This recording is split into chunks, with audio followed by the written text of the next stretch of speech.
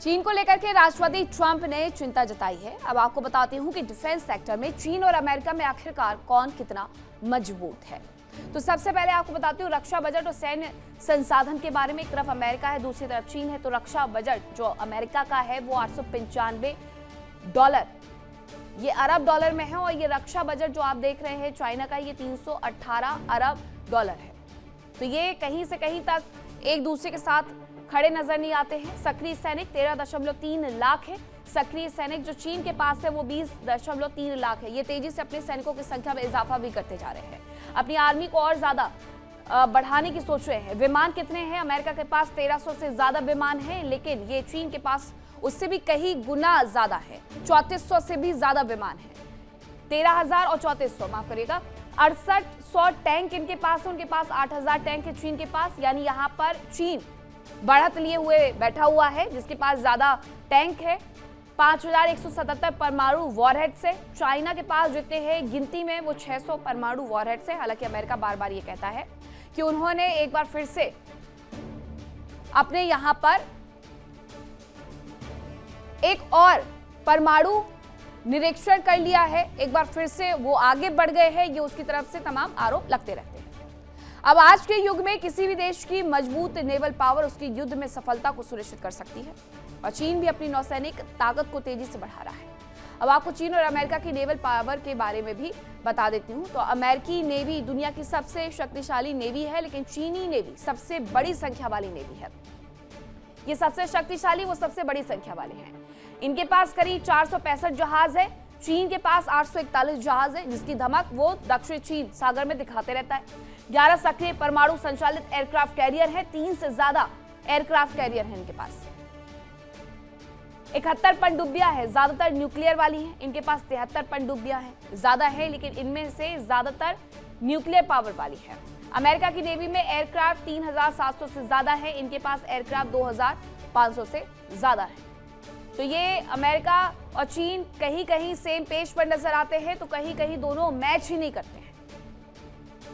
तो ये आप जान लीजिए कि चीन को लेकर के अमेरिका थोड़ा सा डरा हुआ, सहमा हुआ जरूर है, और चीन ठहरा ईरान का एक बड़ा सहयोगी। मिडिल ईस्ट की जंग में चीन ही एक ऐसा किरदार रहा जिसने बिना एक भी गोली चलाए जीत हासिल की। और खबरें ये तक कहती हैं कि ईरान के युद्ध विराम करने के बाद उसने समझौते में भी भूमिका निभाई है। अब आपको बताती हूं कि मिडिल ईस्ट में जंग से चीन को आखिरकार क्या क्या फायदा हुआ है।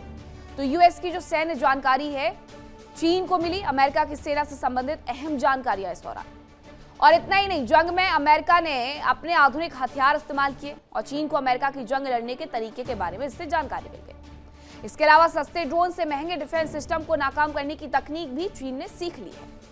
ऊर्जा के क्षेत्र में भी इन्हें फायदा हुआ। कैसे? हॉर्मुज़ स्ट्रेट में तनाव बढ़ा और उसकी वजह से तेल और गैस की सप्लाई प्रभावित हुई। इसीलिए रिन्यूएबल एनर्जी की ओर कई सारे देश बढ़ने लगे, जिसमें चीन भी है।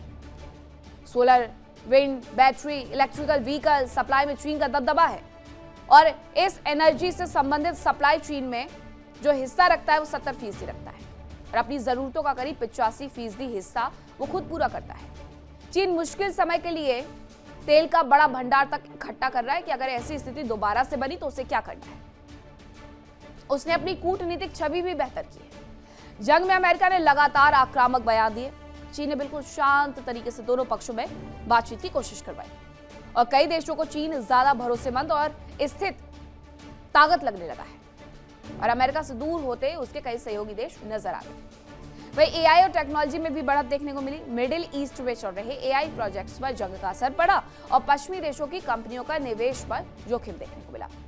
चीन ने अपने एआई इंफ्रास्ट्रक्चर को इस दौरान मजबूत कर लिया, और एआई से संबंधित कारोबार को उसने आगे बढ़ा दिया।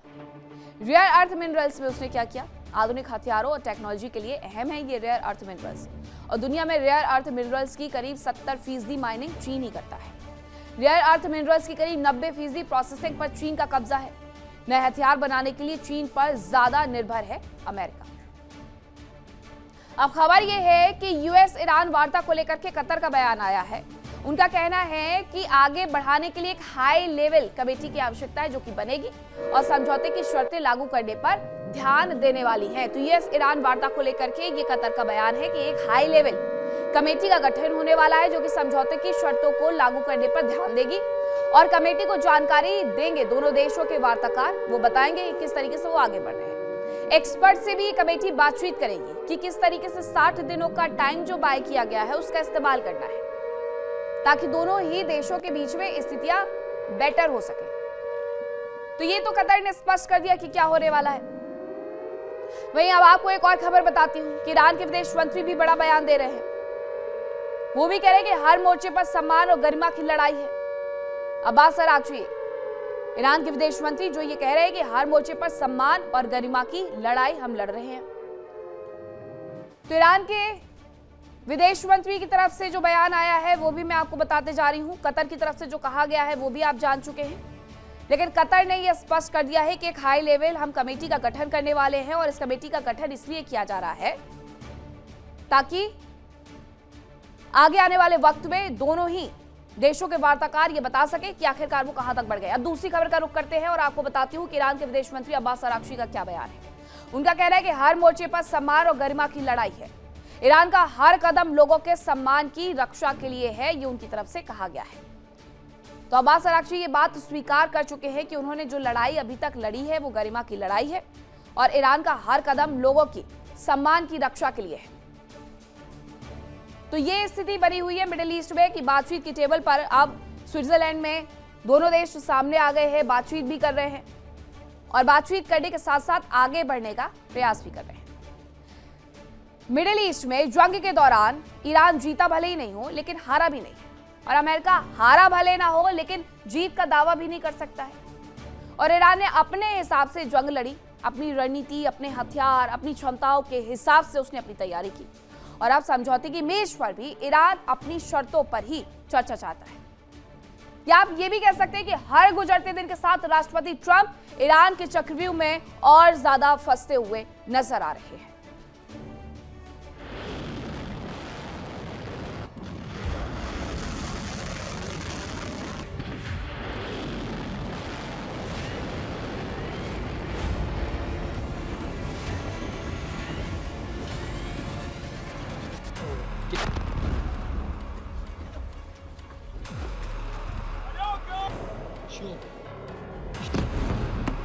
अमेरिका और ईरान के बीच भीषण जंग हुई। अमेरिका ने अपने सैन्य बेसों के साथ ही अपने सहयोगी देशों की सुरक्षा के लिए भी पुख्ता इंतजाम किए थे।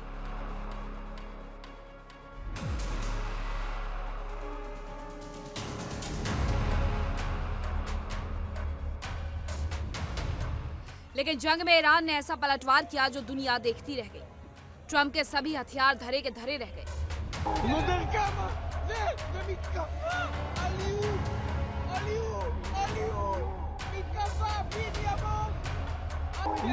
ईरान की सबसे बड़ी ताकत उसकी मिसाइलें, ड्रोन और प्रॉक्सी नेटवर्क है।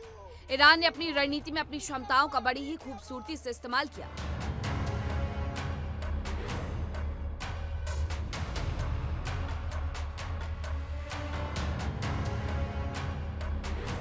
ईरान ने पूरे मिडिल ईस्ट में जबरदस्त तबाही मचाई। अमेरिकी सैन्य ठिकानों के साथ साथ खाड़ी देशों के अहम ठिकाने भी तबाह हो गए।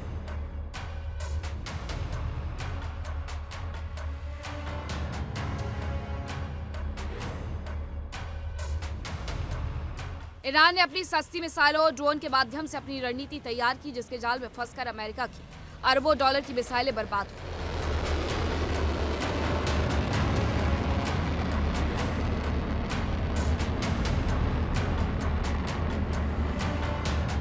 ईरान की रणनीति अमेरिका को लंबी जंग में फंसाने की रही, क्योंकि ईरान अच्छी तरह जानता है कि लंबी जंग हमेशा से ही अमेरिका की कमजोरी रही है।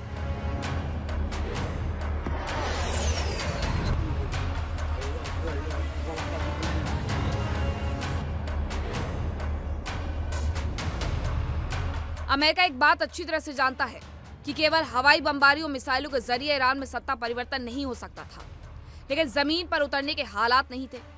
ईरान की भौगोलिक स्थिति भी ऐसी रही जो अमेरिका के लिए किसी भी तरह से उपयुक्त नहीं कही जा सकती।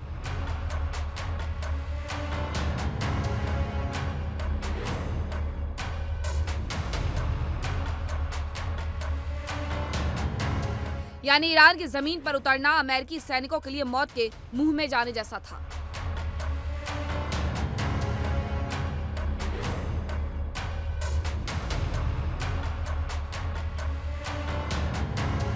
ईरान ने अपनी रणनीति के माध्यम से अमेरिका और इजराइल को अपने चक्रव्यूह में फंसाया।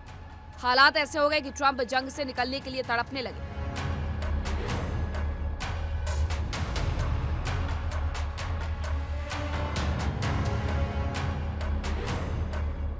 हर गुजरता दिन अमेरिका के लिए भारी पड़ने लगा, यहां तक कि अमेरिका और उसके हमराह इजराइल की राहें भी अलग होने लगी।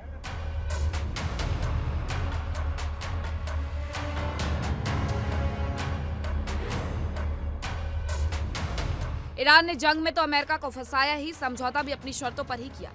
समझौते को अब तक जो मसौदा सामने आया उसमें ईरान की जीत की झलक दिखाई दी। हालांकि काफी प्रयास के बाद दोनों देशों के प्रतिनिधि मंडल के बीच बातचीत शुरू हुई, लेकिन यहां भी ईरान की दादागिरी ही दिखाई दे रही है।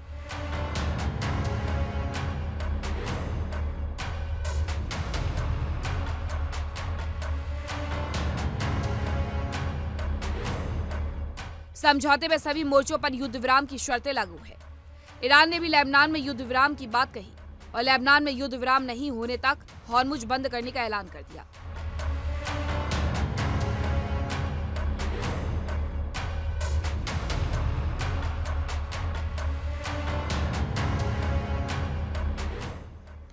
स्विट्जरलैंड में अमेरिका ईरान वार्ता शुरू हुई, पर इसकी सफलता पर गहरा संशय है। ट्रंप की दबाव रणनीति और ईरान का अड़ियल रुख तनाव बढ़ा रहा है।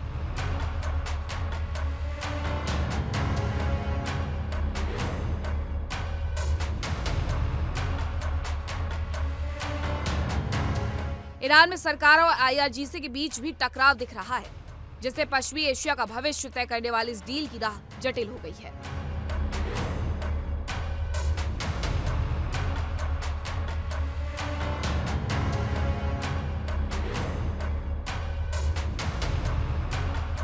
बैठक में अमेरिका और ईरान के प्रतिनिधियों के साथ मध्यस्थ की भूमिका निभाने वाले नेता भी शामिल हुए, लेकिन इस वार्ता के शुरू होने से पहले ट्रंप और ईरान ने अपने सख्त रुख में बदलाव नहीं लाया।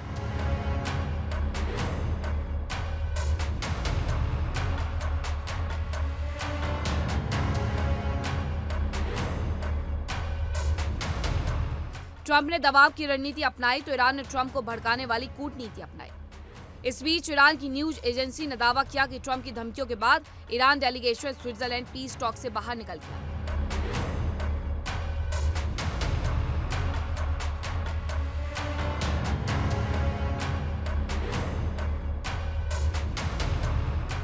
ईरानी डेलीगेशन ने साफ कर दिया कि लेबनान का मुद्दा सुलझे बिना आगे कोई बातचीत नहीं होगी।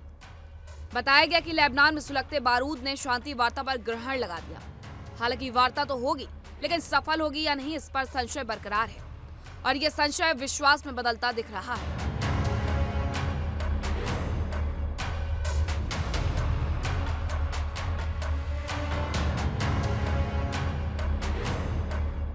यह युद्ध के मोर्चे पर दबाव की नीति है या वार्ता की मेज पर ईरान को मजबूर करने का प्लान? सटीक अनुमान लगाना मुश्किल है, क्योंकि इस समय ट्रंप के दूत कुशनर और विटकॉफ स्विट्जरलैंड में है।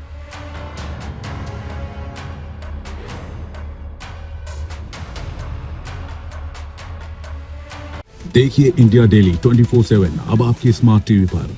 इंडिया डेली मौजूद है सभी डिजिटल प्लेटफॉर्म पर लाइव और लगातार। इंडिया डेली 24/7 हर दिन राष्ट्र को समर्पित।